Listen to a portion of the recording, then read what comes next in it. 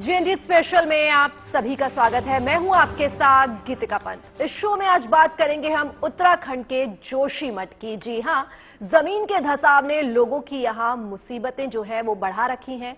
घरों में पड़ी दरारों से लोगों के आशियाने पर आफत आ गई है। लेकिन इन सब के बीच अच्छी खबर यह है कि इस मुसीबत से छुटकारा दिलाने के लिए हर स्तर पर कोशिशें जारी हैं। राज्य सरकार से लेकर केंद्र सरकार तक इस मुद्दे पर बेहद गंभीरता दिखाई जा रही है। लोगों को सुरक्षित जगहों पर पहुंचाया जा रहा है। प्रशासन उनका पूरा ख्याल रख रहा है। सभी की प्राथमिकता एक ही है, जोशीमठ को बचाना है।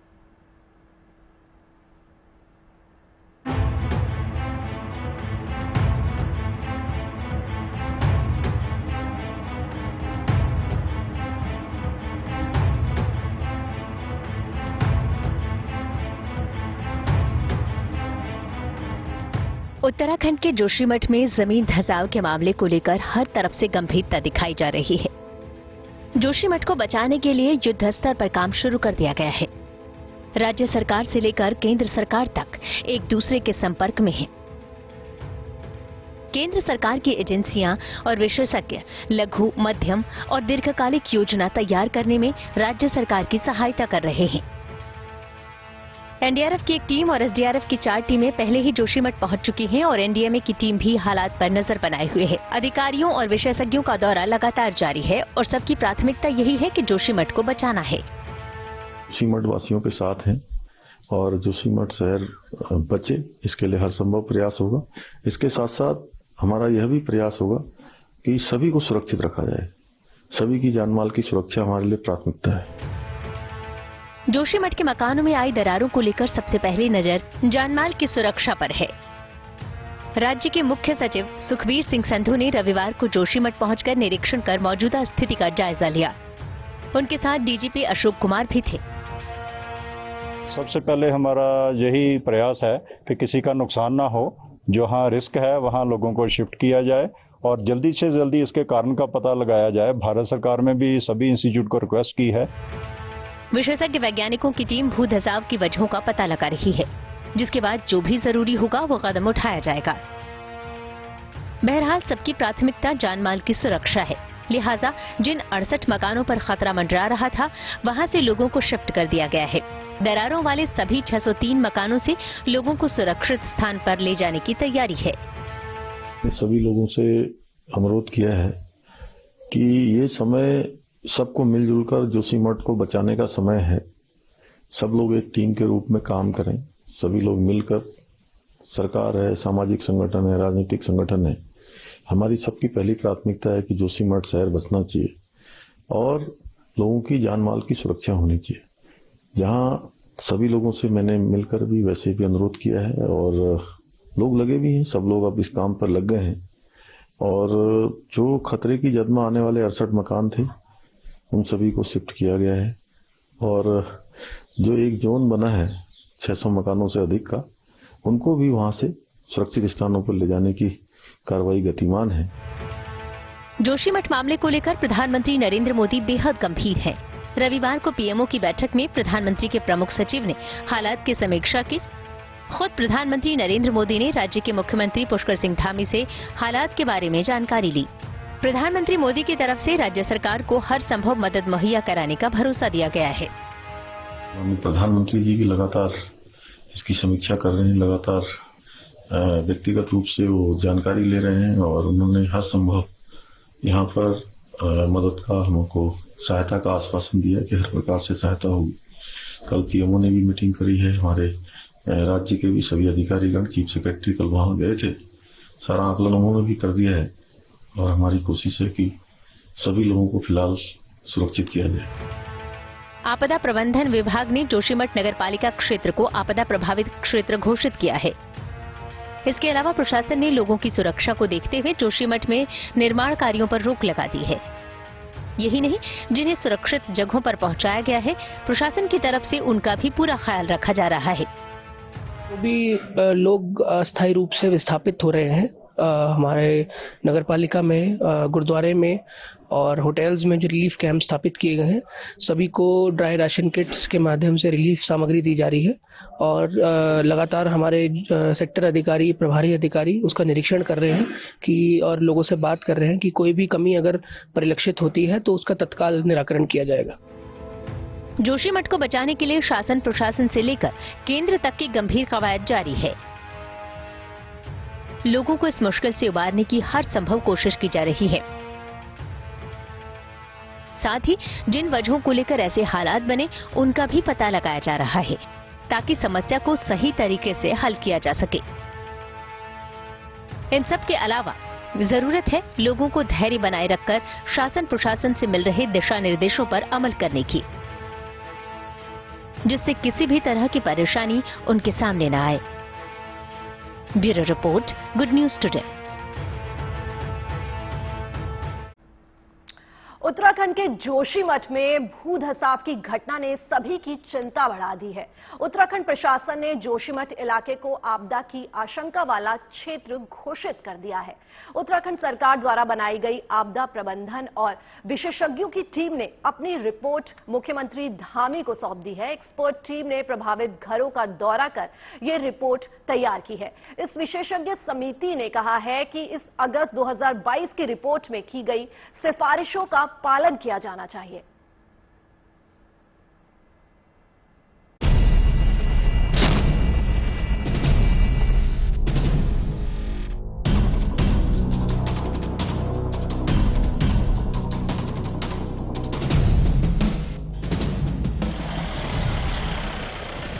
उत्तराखंड के जोशीमठ में जमीन के अंदर हो रही हरकत का असर इस प्राचीन और ऐतिहासिक शहर पर दिख रहा है।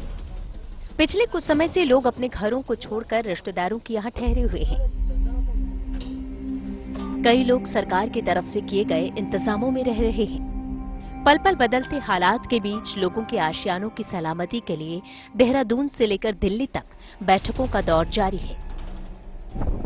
इसी बीच जोशीमठ में एनडीआरएफ की टीम के जवान भी पहुंचने शुरू हो गए हैं। यहां लोगों की मदद और आपदा प्रभावित इलाकों को खाली करवाने के लिए एनडीआरएफ की एक टीम को भेजा गया है। जिस तरह से भूधसाव हो रहा है उसको देखते हुए सतर्कता जरूरी है और जब हम सतर्कता की बात करते हैं तो जो भी स्पेशलिस्ट टीम होती है उनको बुलाते हैं। इसलिए एनडीआरएफ को एक सेफ साइड में हमने यहाँ पे कॉल कर लिया है कि वो रहेंगे भविष्य में जैसी भी आवश्यकता पड़ेगी। आपदा प्रबंधन और एक्सपर्ट टीम ने अपनी रिपोर्ट मुख्यमंत्री पुष्कर सिंह धामी को सौंप दी है। विशेषज्ञों की टीम ने जोशीमठ में इमारतों के नुकसान और जमीन धंसने के मामलों का सर्वे किया है। इस रिपोर्ट में उन मकानों को पूरी तरह तोड़ने की सिफारिश की गई है जिन्हें सबसे ज्यादा नुकसान पहुंचा है। रिपोर्ट में जोशीमठ में मिट्टी और उसकी ताकत का बारीकी से सर्वेक्षण करने को कहा गया। रिपोर्ट में ये भी कहा गया कि जोशीमठ में विकास परियोजनाओं का विश्लेषण किया जाए। सबसे बड़ी और अहम बात ये कि प्रभावित लोगों को नई जगह पर बसाने के लिए जमीन तलाशने की सिफारिश पर भी जोर दिया गया है। उत्तराखंड सरकार इस रिपोर्ट को प्रधानमंत्री कार्यालय को भी भेज सकती है। सबसे जरूरी चीज़ है ड्रेनेज। जैसे ही हम लोग पॉपुलेशन बढ़ता है कोई भी ऐसे जगह पे उसमें ड्रेनेज सफ़र करता है और because of lack of proper drainage, lack of vegetation, हम उसमें जो वेजिटेशन है उसको हम कम हो जाता है बिकॉज ऑफ कॉन्क्रीटिंग। ये सारा चीज़ लेके ही एक होलिस्टिक डेवलपमेंट प्लान होना चाहिए। ऐसे में जोशीमठ जैसी जगह बहुत हेरिटेज है, हम we should not lose this place. एक proper development control, sustainable development plan लाना बहुत जरूरी है ताकि हम ऐसे सिचुएशन को आगे कंट्रोल कर सकते हैं। भूगर्भ शास्त्रियों ने अपनी शुरुआती जांच में पाया कि जोशीमठ की जमीन धसकने में जो एकाएक तेजी आई उसके लिए भूगर्भीय जल स्रोत का फटना एक बड़ी वजह है। लेकिन वैज्ञानिकों ने दशकों पहले इस तरह के संकट की चेतावनी दी थी। इस रीजन में जो भी ये रीजन है ये काफी सेंसिटिव रीजन है क्योंकि ये लूज अनकंसोलिडेटेड मटेरियल से बना हुआ। अब जब लूज अनकंसोलिडेटेड मटेरियल से बना हुआ तो उसकी जो होती है कि एक जब कोई भी मटेरियल किसी स्लोप के ऊपर जमा होता है तो उस स्लोप में और उस मटेरियल के बीच का जो कोलिजन होता है, जो होता है उसकी एक लोड बियरिंग कैपेसिटी होती है कि इतनी तक वो जो है अपने ऊपर सहन कर पाएगा भार, उसके ज्यादा वो भार सहन नहीं कर पाएगा। तो यही कंडीशन जो है जोशीमठ में भी हुई। तो मिश्रा आयोग ने पहले ही बताया था कि यहाँ पे बड़े बड़े कंस्ट्रक्शन नहीं होने चाहिए या बड़ी बिल्डिंग है, ये सब चीजें उन्होंने बोला था। यहाँ पे कोई ऐसे डेवलपमेंट में विकास का कोई काम नहीं होना चाहिए इस रीजन में, ऐसे बहुत ज्यादा नहीं होना चाहिए जिससे इस पे फर्क पड़े। अब कंडीशंस ये हो गई है कि वो वहां पे उन्होंने रिपोर्ट बनाने के बाद उन्होंने कि तो ये उस रीजन में मींस मिश्रा आयोग ने इससे ये पता चलता है कि उस टाइम पे भी किसी ने मतलब वो धंसाव, वो क्षेत्र धंस रहा था या वहां पे कोई मेजर लैंडस्लाइड या कुछ कंडीशंस हुई थी जिसकी वजह से ये कमेटी बनाई गई थी। विशेषज्ञों ने सिर्फ जोशीमठ ही नहीं, उत्तराखंड के नैनीताल, उत्तरकाशी और चंपावत समेत दूसरी जगहों पर भी इसी तरह की चिंता जताई है और प्रकृति से छेड़छाड़ के बजाय इसे बनाए रखने के लिए ठोस नीति बनाने की बात कही है। जैसे जैसे ये स्टेबलाइज हो जाएगा लोग फिर वापस आएंगे, पर हाँ इतना जरूर उनको करना चाहिए कि वो बड़े बिल्डिंग न बनाएं, ऊंची बिल्डिंग न बनाएं और इतना वजन न डालें उसके ऊपर कि वो फिर से उसे कहरा मैंने उनकी जमीन जो कराने लगेगी तो फिर अपने आप ही गिरेगी। हालांकि अब इस पूरे मामले पर प्रधानमंत्री मोदी खुद नजर बनाए हुए हैं। साथ ही मुख्यमंत्री पुष्कर सिंह धामी ने भी प्रभावित परिवारों से मुलाकात की और उन्हें पूरी मदद का भरोसा दिया है। अमित भारद्वाज और कमल नयन सिलोड़ी के साथ bureau report, good news today. Joshimath को बचाने की कवायद तेज हो गई है। राज्य से लेकर केंद्र तक जोशीमठ को बचाने की मुहिम में जुट चुके हैं। सवाल यह है कि जोशीमठ में जमीन अचानक धंसने क्यों लगी, क्यों घरों में दरारें आने लगी। दरअसल जोशीमठ में अचानक कुछ नहीं हुआ है, करीब 40 साल पहले ही संकट की आहट हो गई थी। कैसे दिनों दिन ये संकट गहराता गया, देखिए एक खास रिपोर्ट।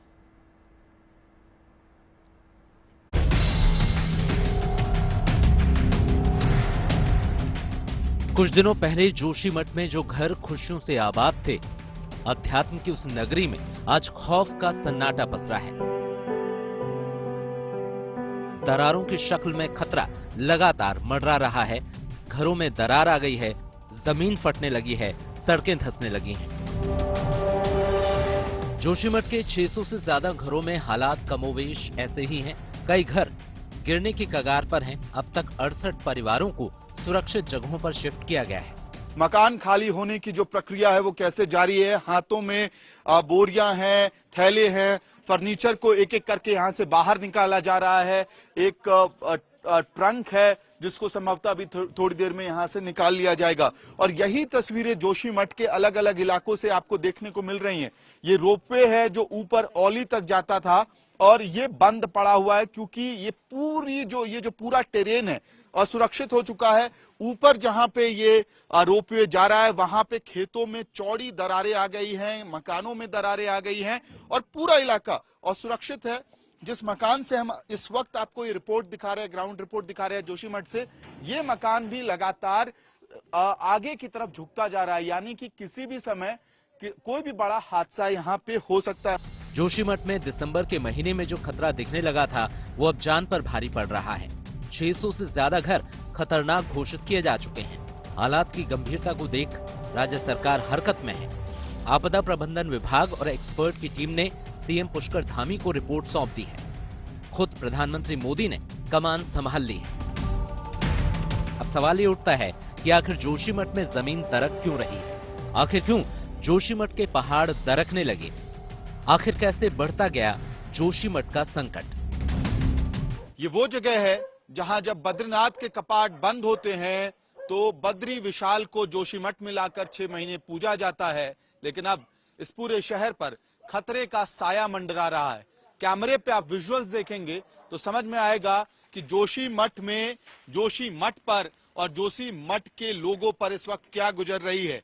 सड़कों पर दरारें हैं, अचानक से बड़ी बड़ी दरारें जोशीमठ के अलग अलग वार्ड्स में देखने को मिल रही हैं। सड़क के साथ साथ घरों में भी अचानक से दरारें आ गई हैं। इस तरह से कुछ ऊंची मंजिला मकानों में भी आपको बड़ी दरारें दिखेंगी जो साफ संकेत है कि अब ये घर संभवतः रहने के लिहाज से सेफ नहीं है, सुरक्षित नहीं है। और यही वजह है कि अब जोशीमठ में पूरा प्रशासन उत्तराखंड का अलर्ट मोड में है। एनडीआरएफ की टीमें आ गई हैं, एसडीआरएफ की टीमें आ गई हैं। स्थानीय लोगों की माने तो इसकी तात्कालिक वजह ब्लास्ट करना है। यह एनटीपीसी के इलेक्ट्रिसिटी प्रोजेक्ट की वजह से लगातार जमीन धंसती जा रही है। कई सारे लोग यही सवाल पूछ रहे हैं, मन में बहुत सारे आशंकाएं भी हैं। कुछ लोगों का मानना है कि यहाँ पे एक ब्लास्ट हुआ था नीचे हाइड्रो पावर प्रोजेक्ट और उस दिन ही ये दरारें आनी शुरू हुई। हमारे साथ एक और यहीं के रहने वाले जोशीमठ के रेजिडेंट हैं। सर, आप बता रहे थे ब्लास्ट के बारे में, क्या जानकारी है? ये जानकारी ऐसी है कि 3 तारीख की रात को ब्लास्ट हुआ है ये सुरंग में, जिसके कारण हल्की दरारें आई और उसके बाद दूसरे दिन 4 तारीख को फिर इन्होंने ब्लास्ट किया, जिसके कारण ये और चौड़ी हो गई, दरारें चौड़ी हो गई, जिससे पानी का जो बिजली का प्रोजेक्ट है जहाँ इनकी टीबीएम मशीन फंसी हुई है, उनको टीबीएम मशीन को निकालने के लिए इन्होंने ब्लास्ट किया है। सर, सबसे ज्यादा लोगों का गुस्सा एनटीपीसी पावर प्रोजेक्ट पर चल रहा है और एक बताया जा रहा है कि 2008-9 से इनकी टीबीएम मशीन जो है फंसी हुई है, उसके कारण बोरिंग पानी जो रिसाव हो रहा है वो उस कारण है। वो जो साइंटिस्ट की टीम है वो हर पहलू को देख रही है, उसमें एक पहलू ये भी है। तो अगर इस तरह का पहलू निकल के आता है तो गवर्नमेंट निश्चित तौर पर उस पर कार्रवाई करेगी। इस संकट की कोई एक वजह नहीं। जानकारों के मुताबिक जोशीमठ के इस संकट की मुख्य रूप से 3 वजह हैं। पहली वजह है जोशीमठ का भूस्खलन के मलबे पर बसा होना। दूसरी वजह जोशीमठ का भूकंप के सिस्मिक जोन में होना और तीसरी वजह जोशीमठ में लगातार पानी का बहाव जो चट्टानों को कमजोर कर रहा है। असल में जोशीमठ में विकास के नाम पर विनाश की नींव रखी गई। विकास करने के लिए खिलवाड़ किया जाता रहा। 1975 में बनाई गई मुकेश मिश्रा कमेटी की रिपोर्ट कहती है कि जोशीमठ रेतीली चट्टान पर स्थित है। यहाँ की तलहटी में कोई बड़ा कार्य नहीं किया जा सकता। बड़े बड़े निर्माण और खनन नहीं किए जाएं। अलकनंदा नदी किनारे सेफ्टी वॉल बनाई जाए, यहाँ बहने वाले नालों को सुरक्षित किया जाए। लेकिन इस रिपोर्ट की चेतावनी और सुझावों को शायद संजीदगी से नहीं लिया गया। जोशीमठ को कथित रूप से विकसित करने की प्रक्रिया बेरोक टोक जारी रही, जिसका नतीजा सबके सामने है। पहले भी विशेषज्ञ कह चुके हैं कि जोशीमठ भूस्खलन के मलबे पर बसा हुआ एक शहर है। यहाँ सतह में चट्टान कम और मिट्टी ज्यादा है। ड्रेनेज सिस्टम की व्यवस्था नहीं है, लिहाजा ये संकट और बढ़ गया है। लैंडस्लाइड है, उस पे आप स्ट्रक्चर बना रहे हैं, 3-3, 4-4 मंजिल की बिल्डिंगें खड़ी कर रहे हैं और साथ में जो है ड्रेनेज की प्रॉपर व्यवस्था नहीं है। ड्रेनेज ट्रीटमेंट आपने कुछ नहीं किया। सीवर की आपकी सीवेज की मतलब उसकी कोई सीवर लाइन कोई व्यवस्था आपने नहीं करी। अब ऐसी जगह में अगर लोगों ने सोकपिट बनाए होंगे तो उस सोकपिट से भी तो पानी नीचे जाएगा। इसमें कोई शक नहीं कि विकास के नाम पर विनाश को न्योता दिया गया है, लेकिन अब राज्य से लेकर केंद्र सरकार तक इस संकट के समाधान के लिए गंभीर हो चुकी है। उम्मीद की जानी चाहिए कि जोशीमठ में हालात जल्द ही सामान्य हो जाएंगे। अमित भारद्वाज और कमल नयन सलोड़ी के साथ bureau report, Joshimath, good news today.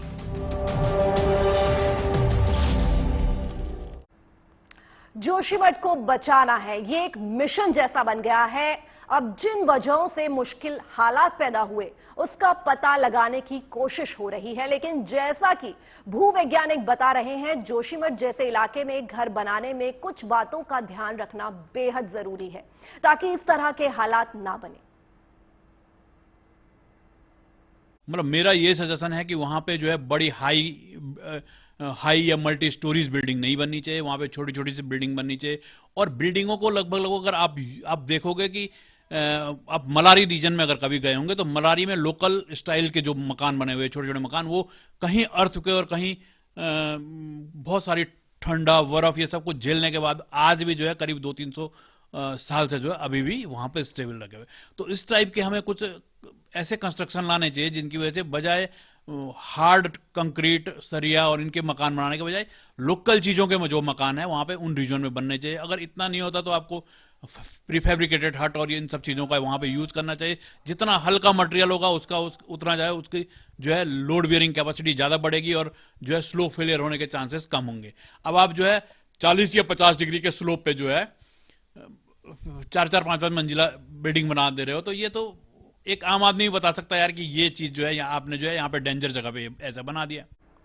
Joshimath को बचाना है। इस मिशन में देश भर के हर क्षेत्र के लोग शामिल हैं। ज्योतिष पीठ के शंकराचार्य स्वामी अभिमुक्तेश्वरानंद सरस्वती ने कहा है कि सब पीड़ितों के साथ हैं और इस मामले को लेकर सभी क्षेत्र के विद्वानों से बातचीत की जा रही है।